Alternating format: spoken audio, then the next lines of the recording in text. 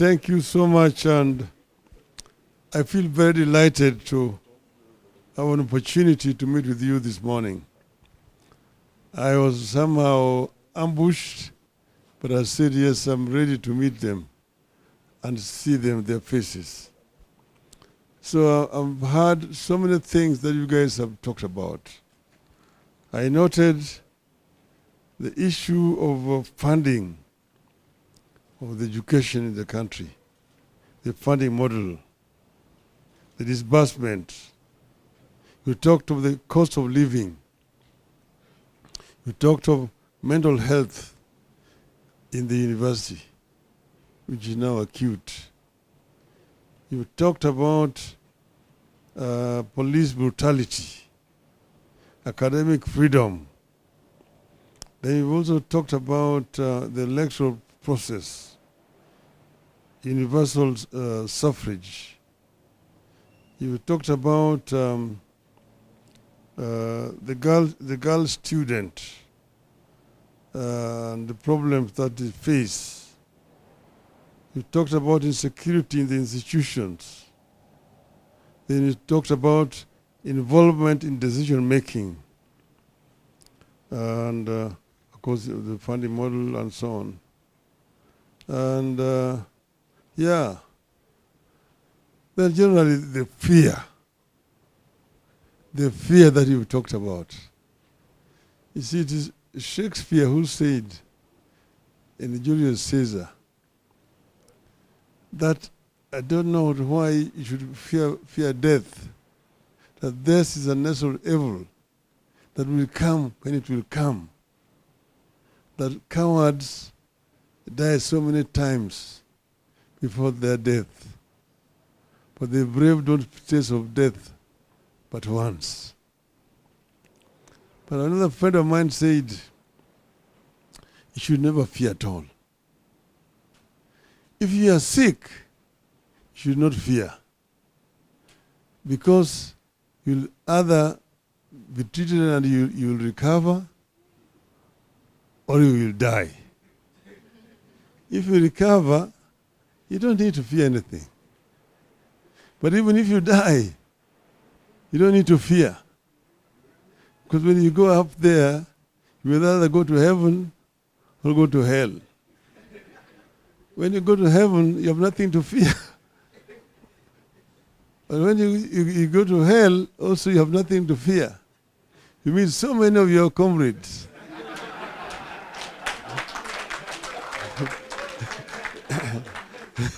You'll spend a lot of time just greeting them, saying, how are you doing? Before your time comes to go to fire. So don't fear. You don't need to fear anything. Okay? So, Jim has told you, where we are coming from. I myself was a student leader in Europe. We used to have what was called Federation of Kenyan Students in Europe.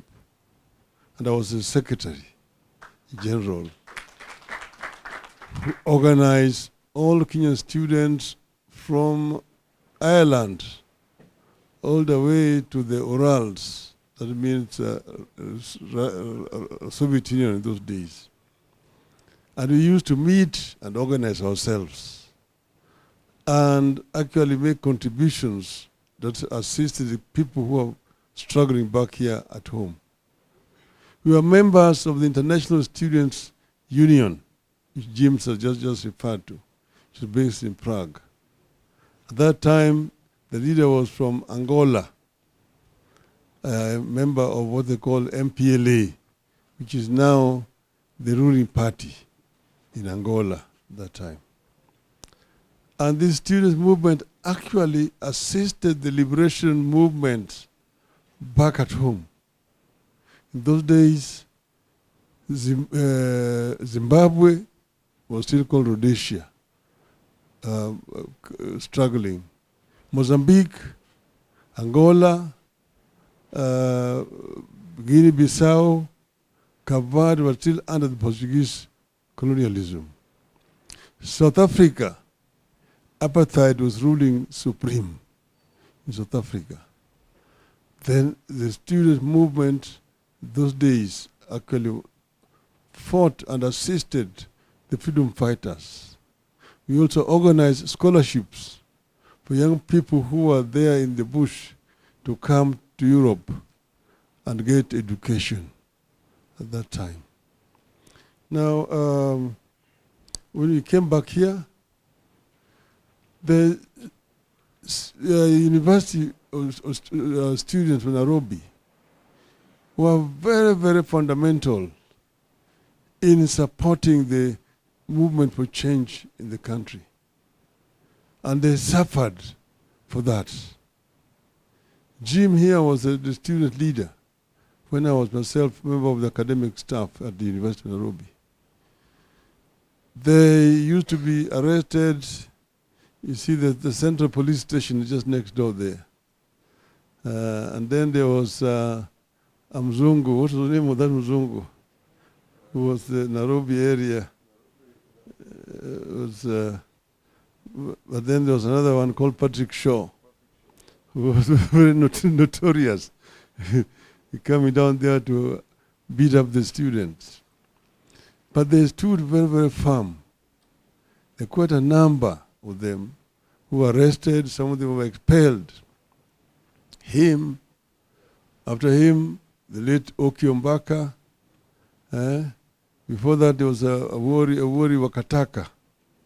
And then there were several other student leaders who were actually arrested or expelled from the university at that time.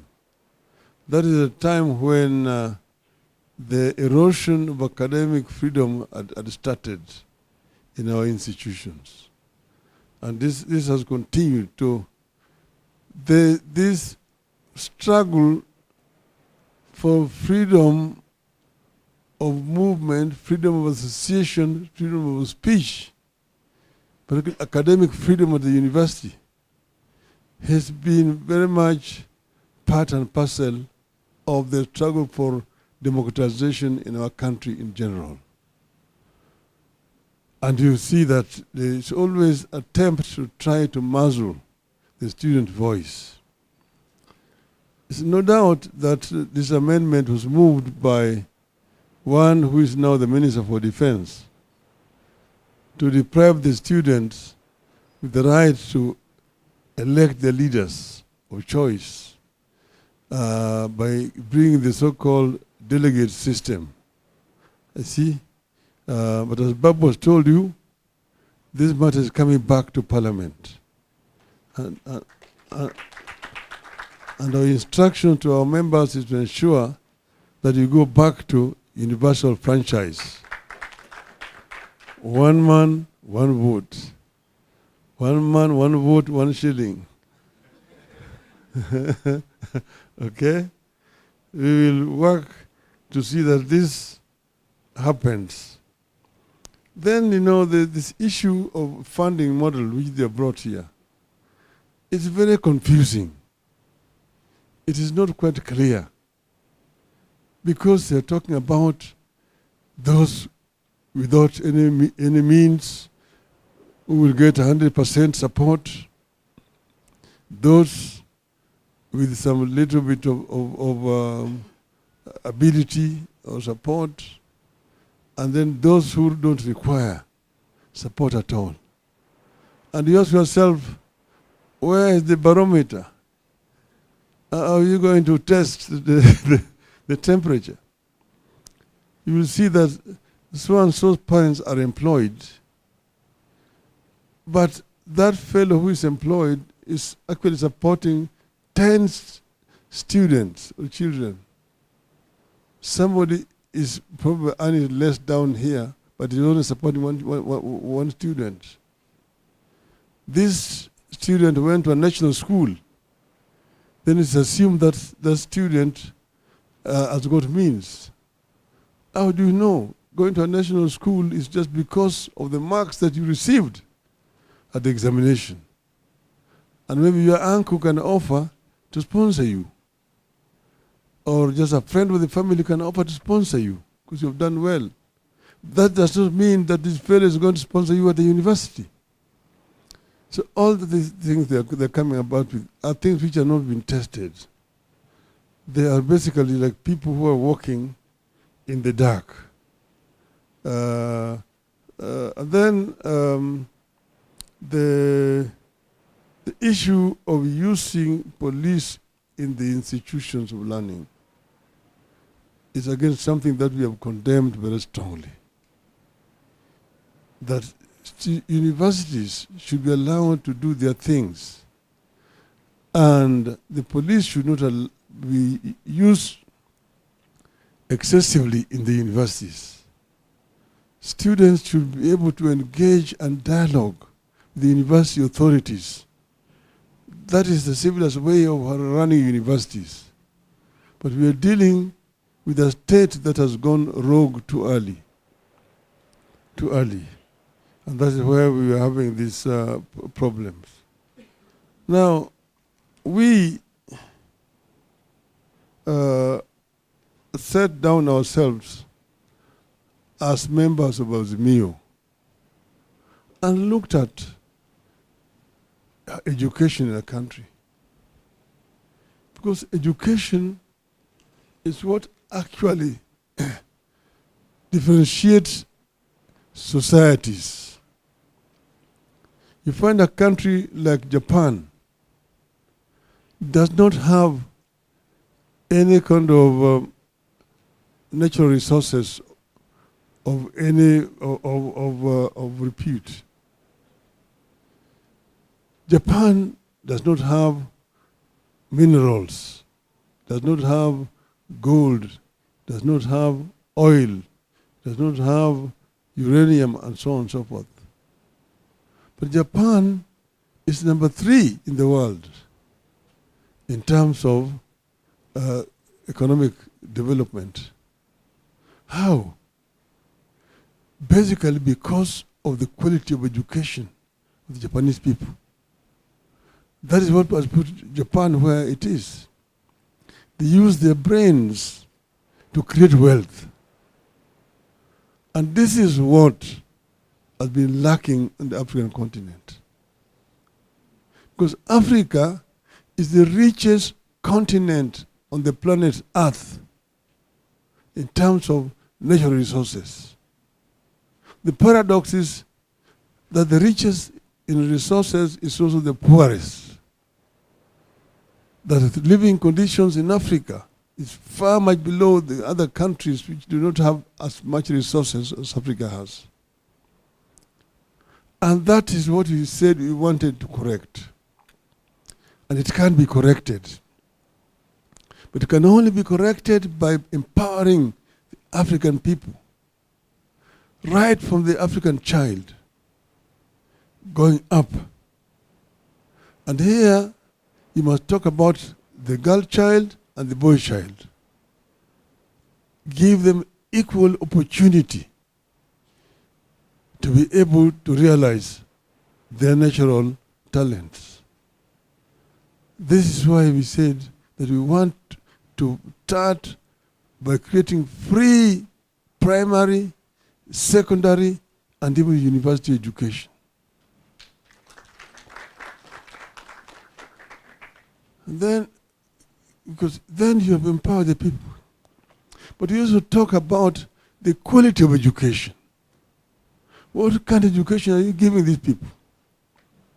See, today we have a problem here, where you have got universities all over. When we were here, when Jim was first student here, they are some of the first students to join University of Nairobi.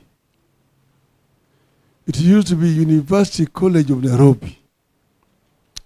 I was employed by University College of Nairobi, which was a constituent college of the University of East Africa, whose headquarters were in Makerere, in Kampala.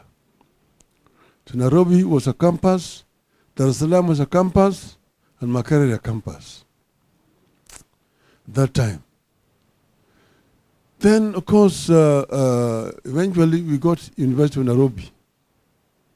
Then now eventually we started Kenyatta College. We used to call it Kenco.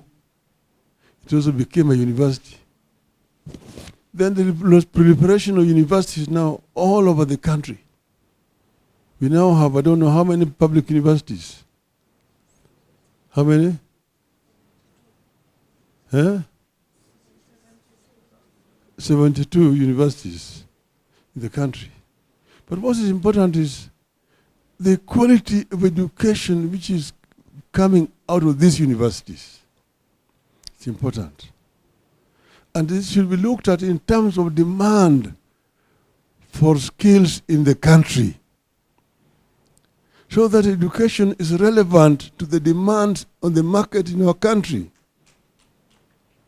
You see, you find a situation here where you've got many companies around looking for people to employ. And then you have got many people with certificates from universities looking for employment.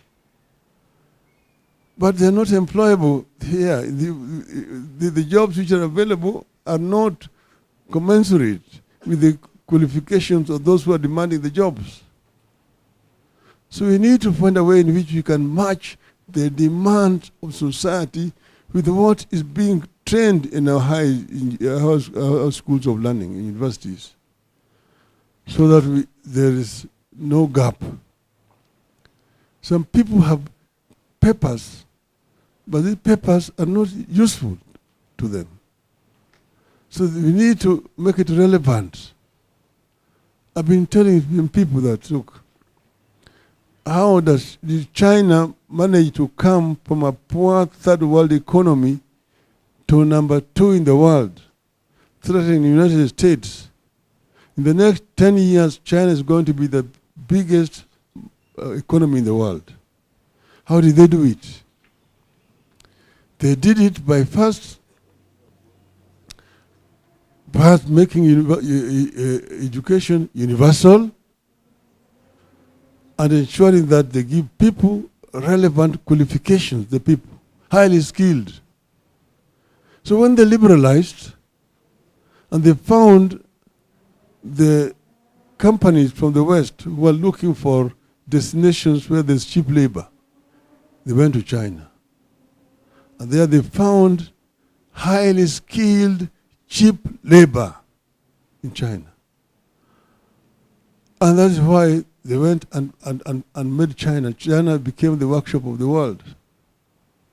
You go, you'll find Samsung is manufactured in China.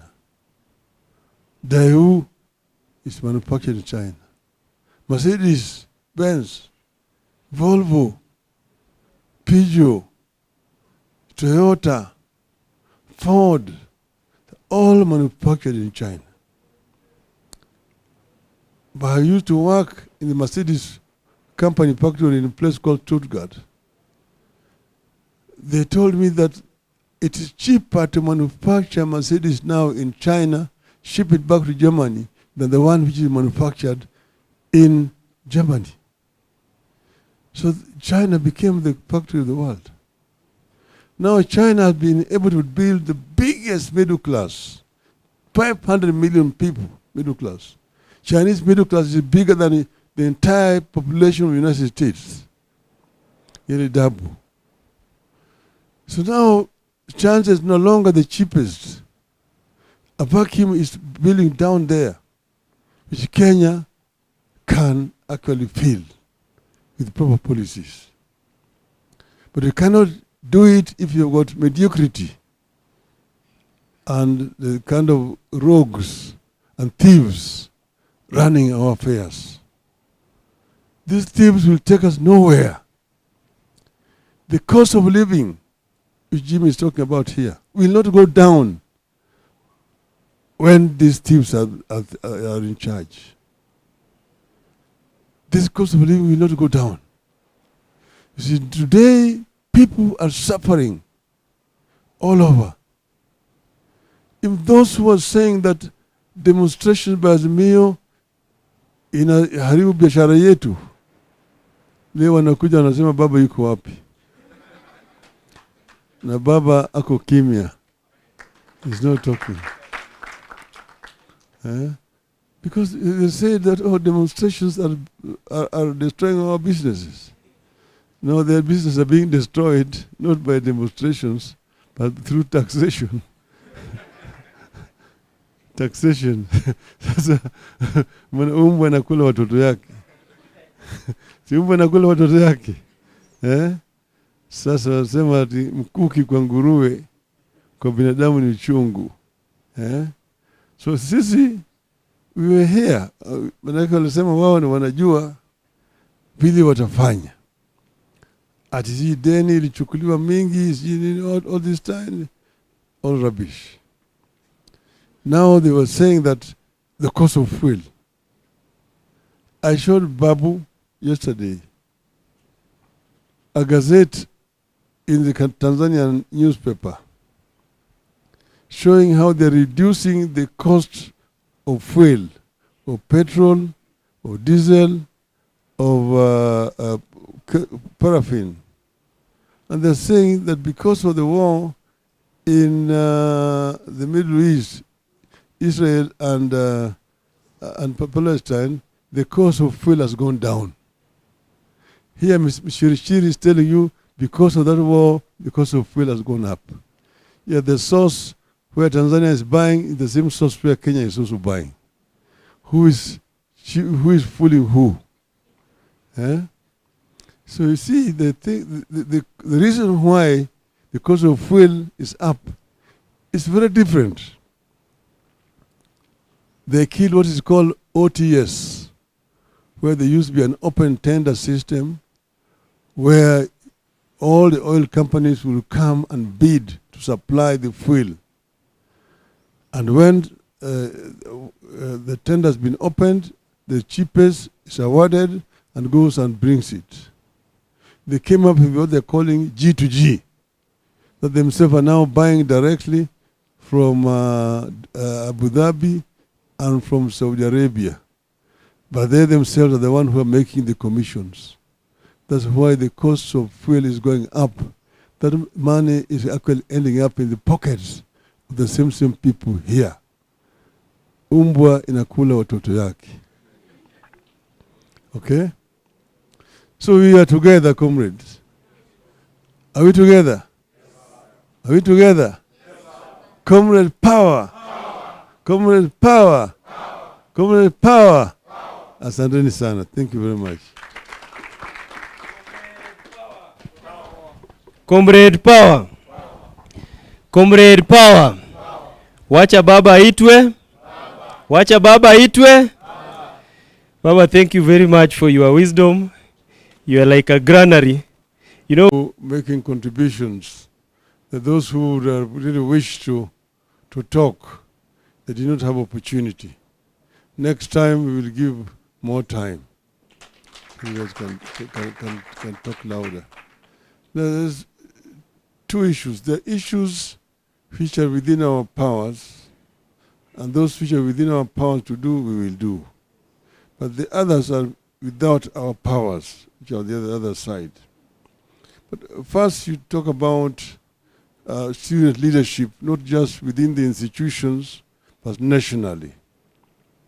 So I think first what we are trying to address is the issue of universal suffrage. That students in all the institutions where they are be given a power to elect their leadership.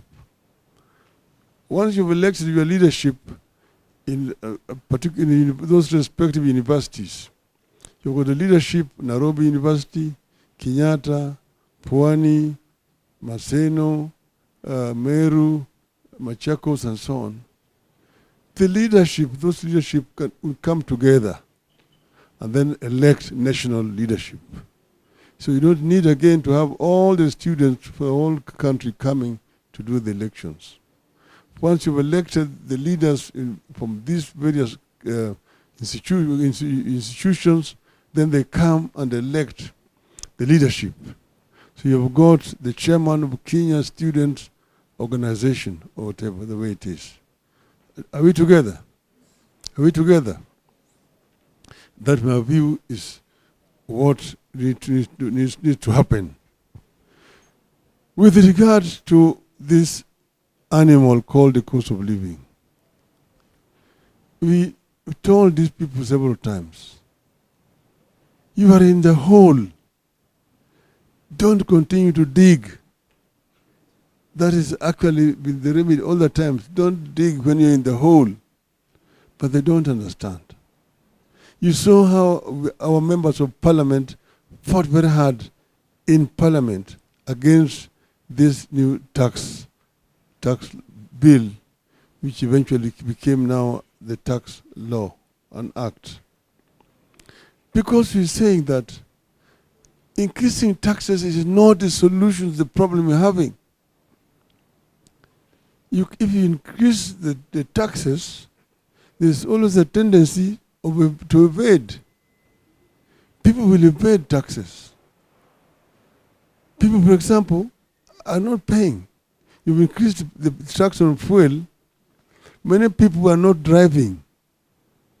You don't have that jam on the street the way you used to have it. People are pulling to come to work.